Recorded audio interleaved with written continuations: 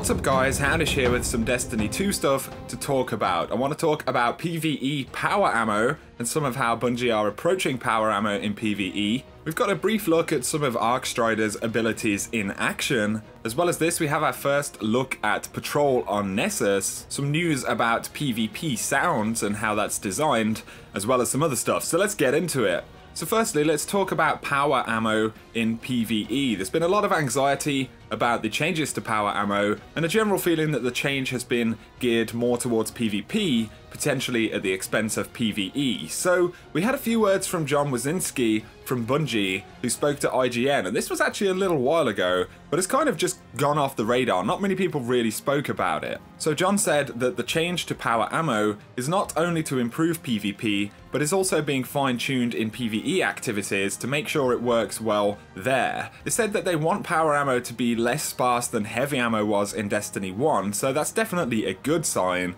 but they still want there to be some decision making about when to use power ammo. It will, however, be regularly available. On top of this, he said that they are working on some mechanic elements where certain enemies may be able to drop power ammo, you know, so over time you learn where to get heavy ammo in the combat scenario, or power ammo, sorry. And then I guess the idea is that this is balanced for that particular scenario, which is pretty interesting.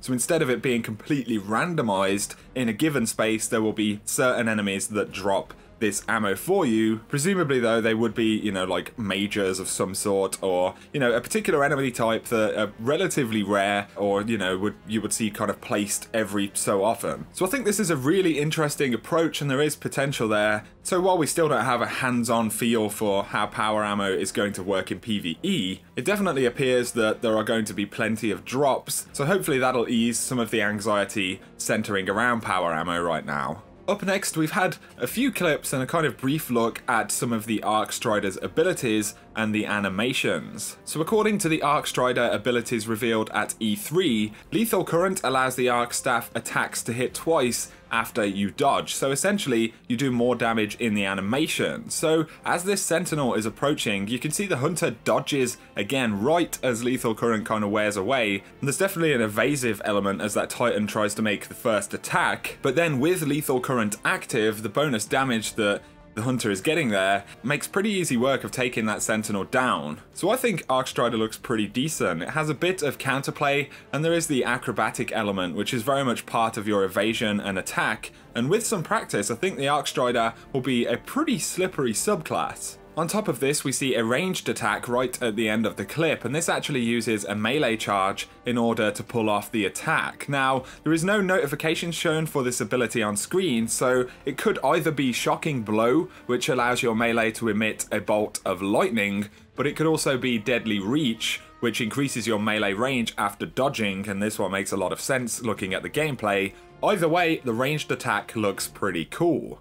Also in the gameplay we've seen so far, we got another look at the Nova Bomb right there, and this one appears to be traveling pretty fast, so I think we could be looking at some kind of Lance style ability right there for the Nova Bomb. We did get a really brief clip of Nessus Patrol in the IGN footage from yesterday. You can see the Warlock kind of in a quiet area of patrol right there, popping the Healing Rift. If you look up at the rock on the left hand side, there's this kind of glowing particle effect right there. It does look pretty mysterious and perhaps could be a collectible. It could be a planetary material of some sort. It could be part of a treasure hunt. It could be a number of different things right there, or it could just be a secret in the world, you know, perhaps you collect them and they lead you on to something else, who knows, but it looks pretty awesome. We did see a clip of a public event on Nessus with 3 Guardians overriding a mining lander, and we know that Nessus, like the other planets, will be full of mysteries. There's going to be treasure maps, and we also know that Failsafe is the AI for Nessus, which essentially will be the NPC character that leads you on a bunch of side quests and stuff like that. Bungie have said that these new places will be full of mysteries, you know, behind every corner, behind every door, and in every chest there will be something awesome. And we have heard this before from Bungie, you know, when we had the Taken King they said very much the same kind of thing,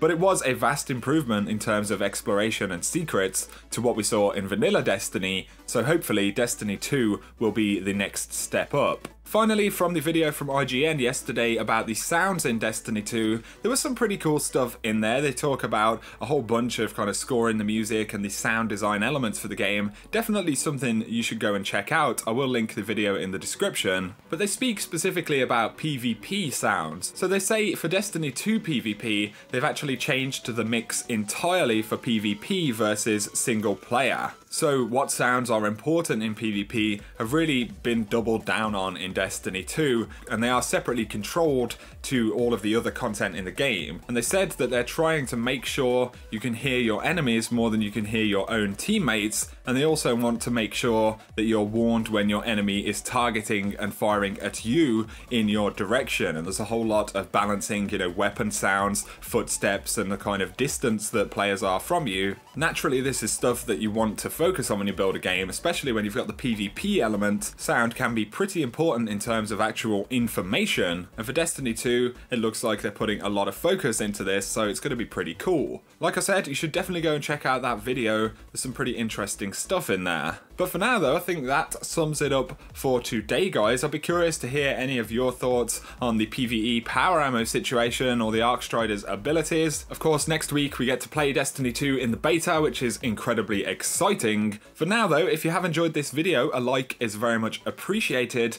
And if you're new to the channel, feel free to hit subscribe if you want to see a lot more Destiny 2 coverage. For now though, I appreciate you guys watching, and I hope you have an awesome day.